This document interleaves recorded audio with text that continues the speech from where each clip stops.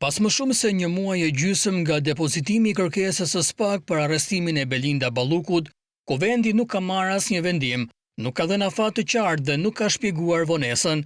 Kjo zvarritje është e paprecedent në praktikën parlamentare të viteve të fundit dhe ka kthyer një procedurë kushtetuese në lojë politike, duke dëmtuar rënd reformën në drejtësi.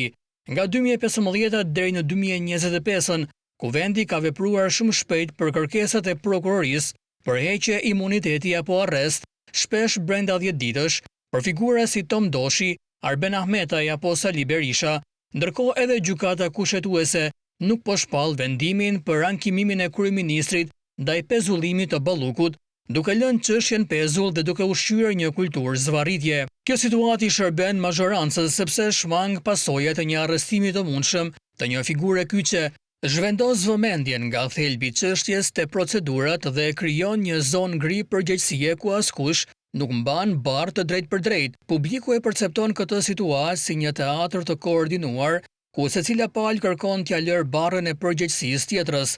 Vonesa nuk është thjesht procedurale, por një sinjal politik. Mazhoranca po menaxhon koston politike, jo drejtësinë.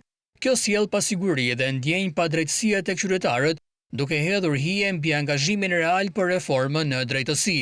Si përfundon kjo çështje do t'tregoj më shumë për shëndetjen e institucioneve tona, sesa për fatin individual të një politikani.